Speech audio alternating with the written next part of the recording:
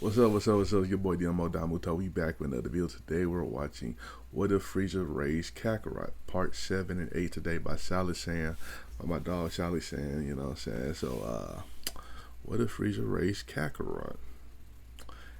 And the last episode, Cooler pulled up, so we want to see what Cooler about to do, you know what I'm saying? With Frieza, he got King Cold up there.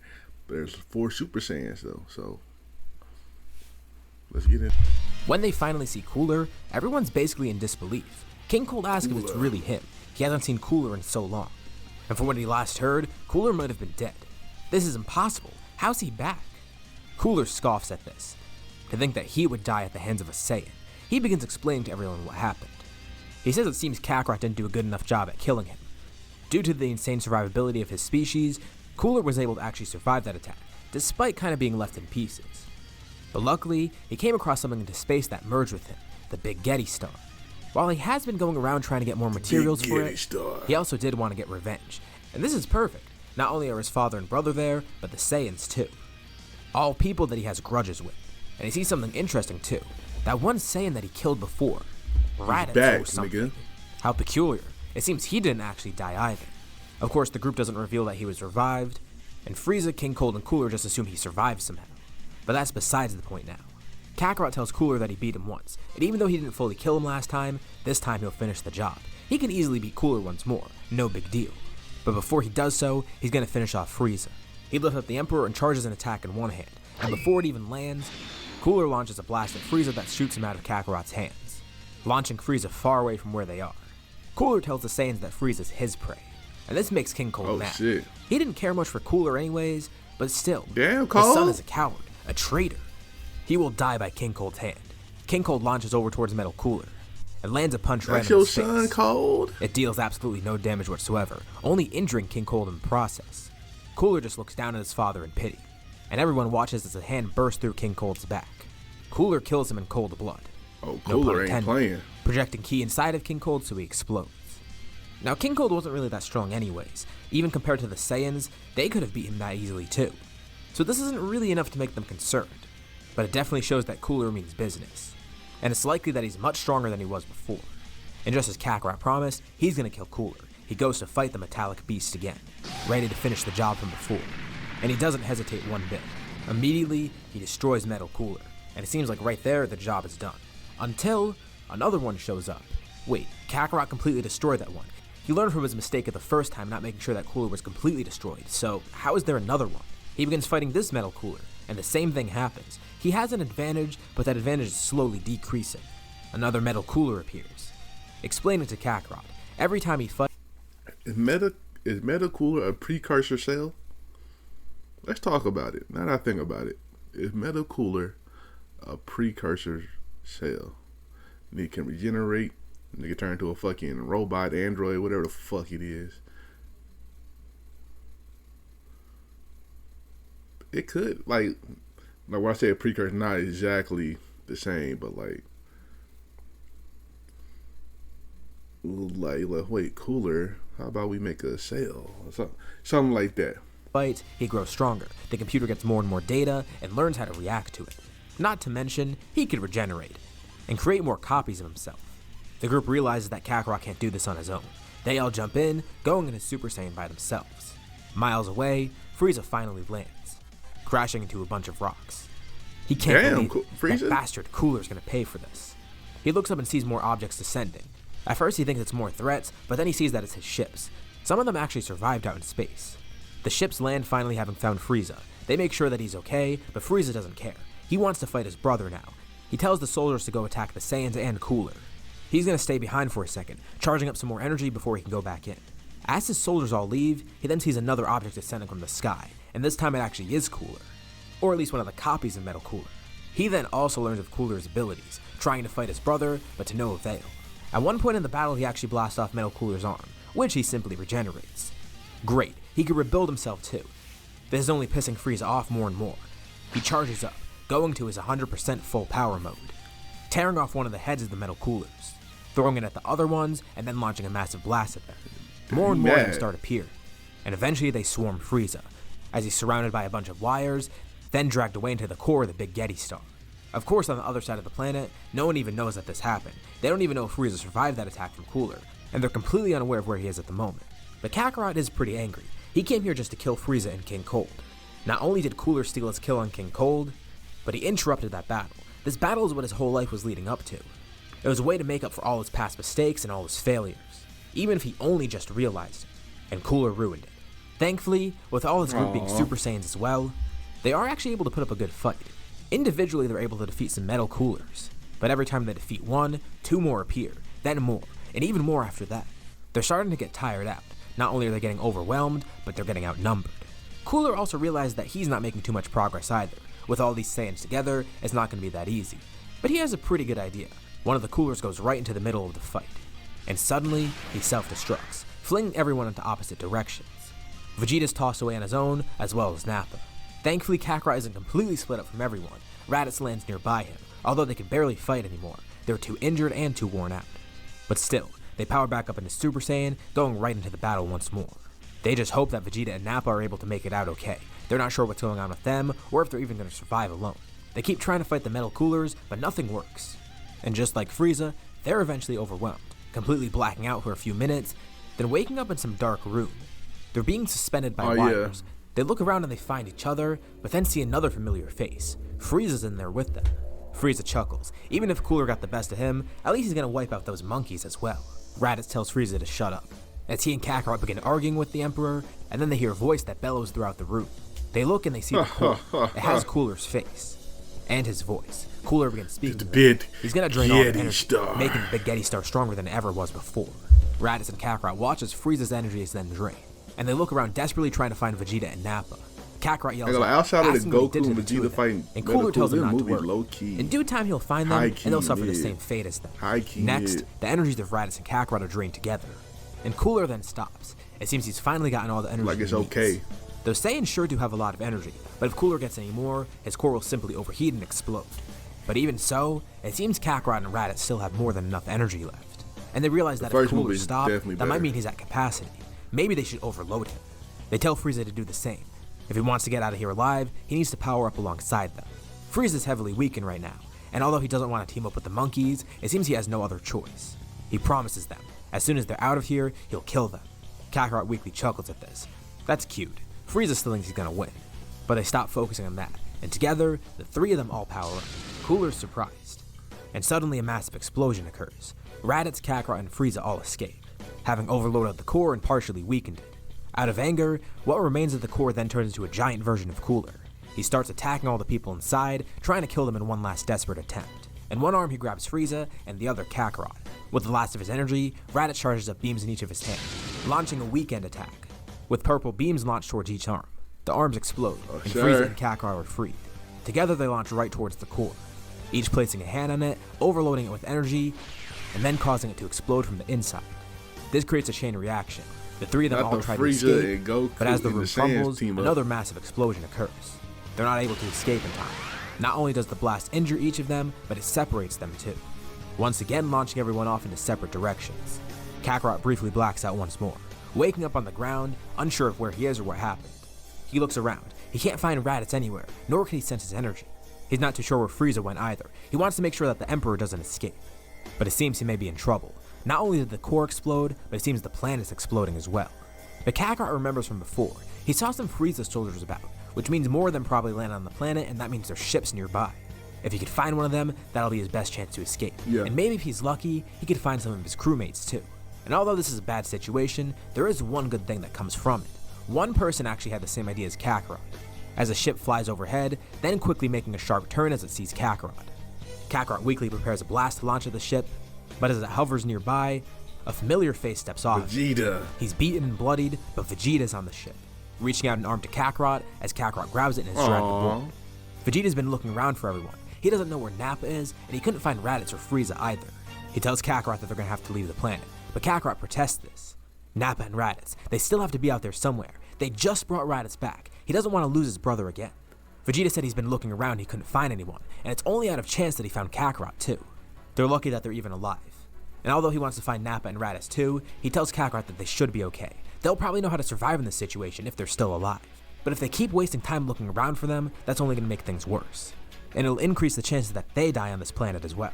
Kakarot doesn't even have enough energy to be angry at this, but Vegeta's right. Quickly, he flies away from the planet, being able to escape just in the nick of time. But nearby, they see something that interests them. Another ship is escaping. Wait, it's not a ship, it's a person. Desperately flying away from the planet, they see Frieza himself. And Vegeta quickly takes a sharp turn, flying right towards the Emperor. Frieza's not even focused on the planet behind him, and he doesn't even notice the ship. He continues flying as fast as he can, trying to get out of there and find somewhere safe. Kakarot looks out the rear window, hoping that another ship leaves with Nappa and Raditz on it. But it's too late. He sees the planet collapse in on itself. It's terrifying. In the vacuum of space, it makes absolutely no noise. Chunks of the planet fall towards the core, as it takes on an eerie red glow, then bursting. And while Kakarot's disheartened at this, he doesn't lose hope. He doesn't know that Raditz and Nappa are dead. They might be alive out there somewhere. He'll be cautiously optimistic. In worst case scenario, they could just use the wish orbs again, right? Right? Vegeta doesn't know for sure either, but he tells Kakarot they should be okay. Although, he's not too sure himself. But right now they're focused on chasing Frieza, and Kakarot diverts his attention. He killed Cooler, just like he wanted. But Frieza's still the loose end that's there. And by this point, Frieza would take note that the ship's following. Big dog. He begins launching blasts towards it, as Vegeta maneuvers around them, desperately trying to avoid them. Frieza has the advantage. He can launch attacks at them and they can't. And if their ship's damaged, they'll die out in space. Despite Frieza being so heavily weakened, he's at the advantage right now. But as they chase down Frieza, something then latches onto him, and Vegeta and Kakarot are completely speechless at what they see. One metal cooler escaped. He's heavily damaged and it seems that he's falling apart at the seams. But this metal cooler knows that he's gonna die, and he might as well take out someone with him. Frieza tries to pull him off, but the metal cooler then explodes, injuring Frieza and launching him towards a nearby planet. Kakarot looks out the back window once more and he sees a bunch more metal coolers coming towards them. One of them latches onto the ship, looking right through the window at Kakarot. His eyes glow a bright red as he prepares a blast, but then the metal cooler falls apart, followed by all the others being dismantled as well. With the eventual collapse of the Big Getty Star, the coolers collapse too. Cooler himself has been killed, and without Cooler or a computer commanding them, they can't do anything. Alright, well, at least they don't have to worry about the metal coolers anymore, but maybe Frieza survived that. Vegeta veers the ship down towards the planet, a deserted planet with terrible weather. Kakarot and Vegeta step off the ship, having to shield their eyes due to the severe weather. But through the storm, they see Frieza there. Lightning crashes nearby, and Frieza's all beaten up. He's missing an arm and a leg, and most of his body, but he's still alive, just barely. Seeing this is enough to trigger Kakarot's memory. Involuntarily, he goes into Super Saiyan, with the little energy that he has left. The sheer aura itself protects him from the rain around him, with each raindrop sizzling as it gets near him. Frieza stares down Kakarot, knowing he has no escape. After all this time, Kakarot's finally going to be able to do it. Frieza launches a blast at him. Finish him off, Kakarot. He launches another, then more. They're so weakened that they do absolutely no damage to him. He's not even fazed by it. The ground below Frieza starts cracking, as a giant chunk of land is then lifted into the air. Kakarot lifts his fingers up, launching a bunch of ki from out under it. He then points a finger towards Frieza. How fitting. Frieza's gonna die at the hands of his own attack. One of the first moves that he taught Kakarot. Vegeta watches as a beam of red light pierces through the sky. Kakarot launches a death beam right through Frieza's chest, with the beam then expanding, completely erasing the Emperor for good. Kakarot powers down. He and Vegeta silently head back towards the ship. Even though Kakarot killed Frieza, he doesn't feel fulfilled. He thought that would help solve his problems, but not really. It was good in the moment, but it doesn't really change anything. And what's worse, he and Vegeta are just aimlessly drifting throughout space. They don't know where they're headed. They could go back to Earth, but what's the point? And they want to find Raditz and Nappa, but they don't know where they could be, if they're even alive. But Kakarot and Vegeta hold on to this hope, as they begin planning what to do next. But far away, on the opposite side of the exploded planet, there's another ship in a similar situation. Aboard the ship is an unconscious and bloodied Raditz, and piloting it is an equally bloodied and beaten Nappa, barely conscious and then slowly drifting into unconsciousness. They were also barely just able to escape. Although they're in trouble, their ship is damaged, they have no navigation, they don't know where they're going or where they are, and even worse, they don't know about Vegeta or Kakarot. They don't know if they've survived. The Saiyans are split up right now. Each group doesn't know if the other's alive, and they don't know where they are or where they're going. Damn. And to make things worse, every Saiyan is badly injured. They have no medical supplies, and they don't even have that much food on the ships. Raditz briefly wakes up in a daze, hoping to sense Kakarot's energy somewhere. He only mutters one word, his brother's name, and then fades back into unconsciousness. They need to regroup. And with that, we'll end off this part here for now. Okay. So, they'll have the same idea and go to Earth for the time being.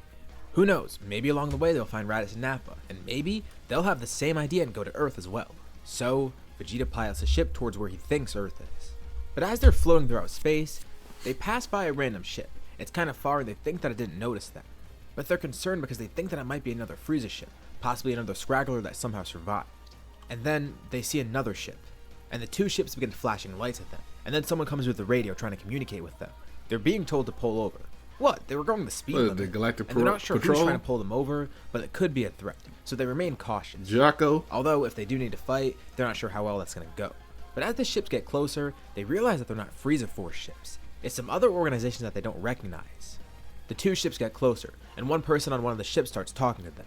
He introduces himself, Jocko from the Galactic Patrol. They looked pretty suspicious, being in a Frieza ship and all. And this is the perfect opportunity to arrest some Frieza soldiers, but Vegeta tells them they got it all wrong. They literally just got back from killing Frieza. Wait, what? They killed him? Yeah, that's what Vegeta just said. Jocko doesn't actually believe them, but Vegeta begins explaining everything. Wait, they're Saiyans. That explains it. Oh, that's also kind of terrifying though. Yeah. But then Jocko begins thinking. He tells them to come back to the Galactic Patrol base with them. Maybe they can work out some sort of deal. Vegeta doesn't know what he's in for, but they decide to go anyways. They don't really have anything else to do. This is actually perfect for Jocko. He knows exactly what to do here. Once they arrive back at the base, Jocko begins explaining. They could help find Raditz and Nappa, if they are still alive. But they're willing to make a deal. The Saiyans are a race of warriors after all, right? The Galactic Patrol actually needs some help from some contracted fighters. And this is right up their alley. Vegeta and Kakarot ask what they're in for. So they actually have a pretty big issue that they need help taken care of. Space pirates. Sounds weird, but they're intrigued. They tell Jocko to continue. Space pirates, Through space, there's a gang of pirates going about from the Hera clan, a group known as the Galactic Warriors. Boy, the Galactic Patrol's been trying to follow them forever, but not only are they hard to locate, but they're hard to get Bojack. They're just so powerful that there's no way to bring them in, and that's where the Saiyans come in. Of course, they'll help the Saiyans get anything they want, just because of how They big need to of get a deal stronger it is. because Bojack is. If they need a new ship, they got it. If they need to find Raditz and Nappa, they're gonna do that. Is that All that will powerful be as taken care of as Cell, long as the Saiyans so- solve this problem. And even better, if they do find Raditz and Nappa, they could join in the fight too. More is better after all. Well, Vegeta and Kakarot don't really have any other better options. This actually seems like a good deal for them.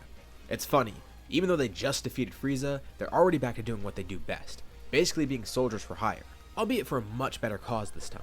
They shake on it, and now the two Saiyans are working for the Galactic Patrol. Meanwhile, out in space, Raditz and Nappa have landed on a nearby planet. They briefly regain consciousness, and they have regained a bit of their stamina, although they don't really know where they are still, and they're still pretty badly injured. They just landed on this planet for a bit to rest and try and figure out a new plan, unsure of what to do next. But above them, they see a ship coming towards them. They're not too sure who it is. Maybe it's Kakarot and Vegeta. Were they finally found? They get happy for a second, until the ship gets closer and they don't recognize it at all. And they sense a couple key signatures aboard. It's a small gang of people with bluish-green skin, and they notice Raditz and Nappa are in bad shape, as well as their ship not being in the best condition either. Raditz and Nappa are suspicious. They don't know whether to trust these guys or not. They are feigning friendliness, but something seems weird. It doesn't necessarily seem like they're here to help. The leader of the group introduces himself, Bojack, as the rest of his crew begins inspecting everything. So Nappa just flat out asks, are they here to help? And Bojack says not quite. He saw their ship out in space and it looked pretty nice. And with them being pirates and all, it looks like they found a perfect ship to steal. And Bojack was wondering who was aboard the ship. Maybe they were strong warriors that would get in the way of his conquest. But from what he could tell, these two don't seem too strong. Also, they're in really bad shape. So he's not too concerned. They try and put up a fight, but he immediately dismantles them. It's not really a hard task. And just as quickly as they arrive on the planet, they leave. Raditz and Nappa are now stranded there, more injured than before. Still not entirely sure who that was that came by. As Bojack's ship leaves alongside Raditz's ship, Raditz uses the last of his energy to shoot one attack at them.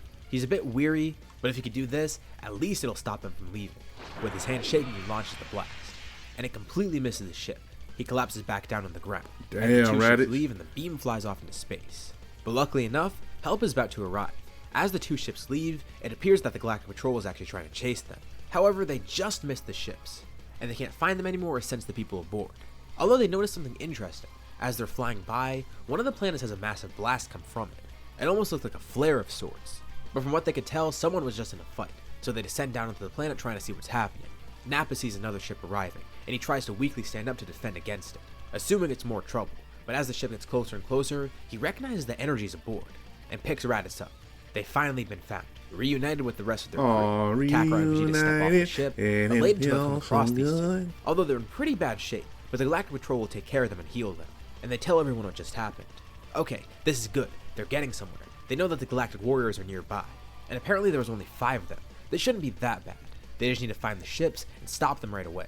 Nappa and Raditz go with the Galactic Patrol to be healed, as Vegeta and Kakarot continue onwards. By now they're already healed. It's been a few days since they joined the Galactic Patrol, and this is their first lead. And with them being healed, they actually are a bit stronger. I mean, consider what they went through against Cooler. They're definitely in for a massive power-up after healing from that. So they're pretty confident. Not only does Bojack's group sound small, but they're a lot stronger than they could probably beat up like the side characters, but eventually, Bojack, their ship does can catch cook. up to Bojack's. With the lead from Nappa and Raditz, it wasn't too hard to find. They try and follow the ship closely behind, waiting until it lands on another planet. And after a few hours, they do land somewhere else. And Bojack's group isn't stupid. They do eventually catch onto the ship following them, and they hope to lead it into a trap. As Kakarot and Vegeta enter the atmosphere of the planet, they soon encounter a bunch of blasts sent towards them. Immediately they're trying to shoot down the ship. Vegeta turns the ship to autopilot, as he and Kakarot then jump off, with the ship flying off in the opposite direction. They need to stay sure that it remains intact so they can get off the planet somehow. And after jumping off, they immediately head towards Bojack's group, plowing through all the blasts, even launching some of their own. They land in front of his group, with Bojack laughing. He should have expected that the Galactic Patrol would still be following him. Although this is interesting, it seems like they hired some new people. Oh, and that's interesting. Their armor, it's that of the Frieza Force. It seems these might be Saiyans. Vegeta and Kakarot don't care about introductions, they just want to make this quick. But also they're partially interested to see the power that gave the Galactic Patrol so much trouble. Not that they're necessarily strong to begin with, but this might actually make for an interesting battle. Bojack isn't even the first one to fight. Goku immediately launches towards the two, drawing his sword, with the two Saiyans jumping out of the way. As they avoid the attack, Beto and Bujin attack as well, with Zangia coming in from the air. A 4v2. Kind of a dirty tactic, but this will make things much more fun. What is it, 20v1, nigga? Immediately, they both power up into Super Saiyan, which briefly knocks the Galactic Warriors back, creating a short opening for them to attack as well. And these soldiers actually do seem pretty strong. Even in Super Saiyan, they're giving the two Saiyans a tough time. But this isn't the first time the Saiyans have been in a battle like this. I mean, look at what they just encountered. They fought infinite soldiers that kept improving in terms of strength, as well as Frieza. If they can take on that, they can take on 4 people at once. They split up, aiming to divide and conquer. And at first it seems like they might actually have a path to victory. But as the 4 pirates start getting more and more serious, it gets a bit tougher for them to compete. The 4 Galactic Warriors work together. Bujin holds Vegeta and Kakarot in place, as they struggle trying to escape, being attacked by Zangia and Beto. But this might work in their favor. They weren't at full power yet, so quickly they power up, breaking free from Bujin's psycho threads, and then each launching an attack at Zangia and Beto, badly injuring those two. Vegeta then quickly jumps up in the air, launching a massive volley of blasts down towards Bujin, as Kakarot clashes with Goku. And all this time, Bojack still hasn't fought. If they're having this much trouble with these fighters, maybe fighting Bojack would be harder than they thought. But it seems they defeated 3 of them so far. Goku is the only problem, although he's also stronger than he's been letting on, powering up into his full power form. Interesting, he could transform as well. Although, this transformation doesn't seem as impressive as Super Saiyan. He tries to put up a fight, but with the 2 of them no longer distracted by the other fighters, they're able to keep up pretty easily. They fight side by side, and each of them then draw a hand back, charging a combined blast, as they swing their hands forward, hitting him point blank with it, completely decimating Goku. And just to make sure the other fighters don't jump back in somehow, they take this opportunity to finish them off. Beto, Bujin, and Zangia are then killed, with Bojack watching on, surprisingly unbothered. But Vegeta's getting fed up with this guy. He's acting so cocky, and for what? He just watched his whole army get decimated, if you can even call it an army. Does he really think he stands a chance? And Bojack smirks. They haven't seen his power yet. There is a reason that he leads the group and not anyone else. He begins fighting, and actually, for real. It doesn't seem too bad. He's definitely stronger than anyone else, but with the 2 of them working together, they might actually be able to win this one. Although, the Galactic Patrol is definitely not getting any new prisoners today. With how these fighters are scheming, there's no way they could have left the others alive. And Bojack's probably going to be the same way. It's just too risky, and hey, they're still doing the job. Although, they're still going to be pretty cautious. For one, this guy is taking on 2 Super Saiyans at once, which is pretty impressive as is. 2, they've already fought a bit and are a bit weakened and drained, but not enough to completely change the tide of the battle. Right. But the most concerning aspect is the fact that he might be able to transform. They saw that one other guy transform, and although it wasn't anything special compared to them, if this guy transforms, it could be bad news, considering how strong he is already. But Kakarot asks outright. He wants to know if Bojack can transform or not. He doesn't want to waste time toying around. Of course, they could just force him to transform. He's probably going to anyways if things get bad, but they might as well speed this up. And Bojack confirms this. He does have a transformation. But it seems these 2 Saiyans have a death wish. If they actually want to see him transform, well, so be it. Time for the slaughter to begin. He swirls around him as his jacket rips. His skin begins changing hue, and Bojack bulks up considerably. shouting as he Bojack powered full up. power. I'm so glad that I got to use that voice clip here. It's just so funny. Boy. Anyways, Bojack is now powered up. And even though he does seem considerably strong, this is better than waiting for him to power up. Kakarot felt that Bojack was trying to drain their energy. If he fought them for long enough and then transformed, it would have made the fight easier for him. But if he transforms right now, they can conserve their strength. And this is it, the biggest obstacle they're going to face now. Although they will admit, that fight was pretty fun. Not only with Bojack, but with everyone else there. And you know, it's pretty interesting. Kakarot and Vegeta haven't been together too much. And the past few days have been pretty interesting. They've grown a lot closer as comrades. Aww. And have grown better as fighters, not only individually, but in terms of working together. And now is the perfect chance to display all their growth. They're going to defeat Bojack together. They crank their power up to the maximum, and it's immediately apparent that Bojack's way above them in terms of strength. They are able to get some hits in, but they don't do too much Not damage. gonna work. And even when they coordinate their attacks, that doesn't do much either. The battle continues and it gets more and more dire, with Bojack getting a clear upper hand as it continues. But during their fight, Bojack is then hit in the back of the head. He turns around to see who did that, not knowing that another fighter was there, and the ground below him begins rumbling as it then erupts with a giant geyser of ki. Kakarot and Vegeta know exactly what just happened. Although they're not fully healed, Raditz and Nappa have joined the fight. Even from how far away they were, they're able to sense everything that was happening. The Galactic Patrol was going to send them there anyways. And it sucks that they're not fully healed Okay, yet, 4v1, but their Zenkais have already four made them Super pretty Saiyans against strong, one. even when They not should full win. health. But the great thing is, they also served as a great distraction. And the four Saiyans gang up on Bojack. The tables have turned. It's a 4v1 now. But still, it doesn't seem like it's going to be easy. Maybe with those two Saiyans there with them, it will help. And it seems to be an even fight with Bojack, but they're still not sure if they could win. Again, Nappa and Raditz aren't fully healed, and Kakarot and Vegeta are in kind of bad shape now, but at least this gives them a better chance. They just need more power. Somehow, some way, they need just enough energy to go over that limit. They're even with Bojack. If these They niggas need to beat this surpass nigga them. like But Broly. even with Raditz and Nappa there, Bojack is still doing pretty well. This is actually pretty fun for him too. Not only does he get a good fight out of this, but if he wins, he'll be destroying more people that are potentially in the way of his conquest. It's just less obstacles to encounter later on. So he's actually enjoying himself, and this gives him a second wind. The tides turn once more. Bojack's getting an upper hand. Although slight, it's still apparent. Kakarot watches on as the rest of his group is beaten up. Raditz and Nappa, who he assumed he just lost, as well as Vegeta. Bojack might bring them to the brink of death. Not to mention, this was all after Raditz was just revived too. They can't be defeated here, especially after they just earned their freedom from Frieza. Kakarot needs more power. He's going to finish this, He about and he's to going beat to him summon like that power Broly. no matter what. First Within Broly. him, he feels something odd. His rage, his determination, both of them are bubbling up. And just as Bojack got his second Oh, win, no? it seems Kakarot's getting one as well. Although, this one is different. His ki surges, which briefly distracts everyone as they look over to see Kakarot power up. The entire area begins shaking. Sparks of electricity crackle around Kakarot. And very briefly, he powers up. His hair is spikier, and he's definitely much stronger. Unaware of what he just Nigga with did, the Super Saiyan Kakarot 2. puts his hands together too. This is a technique that he and Vegeta were practicing, and this will be what finishes Bojack. He shouts, yelling Final Flash as he launches the attack. Determined to kill Bojack. Final Flash. The other three Saiyans jump out of the way, and as Kakarot's attack hits Bojack, they launch their own attacks as well. Caught in the full blast, Bojack can't do anything. He curses them, as he's then wiped off the face of the planet. The Saiyans all power down, glad to have finally won. But they're confused. What was that Kakarot just did? What, the Final Flash? No, not that. For a brief moment, his power surged, and considerably. It's almost as if he accessed a new stage of Super Saiyan. Huh, they may be right. Personally, Kakarot doesn't even know what he just did. He thought his rage just boiled to a point where he summoned that power. But who knows? Maybe he did transform. Maybe he ascended past Super Saiyan. He different. Locals on the planet gather around the area as the four Saiyans lay there exhausted. Well, looks like they're done working for the Galactic Patrol. And this is where we'll leave off for. All right, that was two good chapters right there. They just beat up Bojack. That was random, but hey, shout out to Bojack. Make sure y'all like, comment, subscribe. Shout out to Charlotte Sand for this video. And I can't wait to see the next parts, man. Let me know how y'all feel about the story down below. And check out the last chapters right here. Check out another video right here. And I'll catch y'all next time. Peace.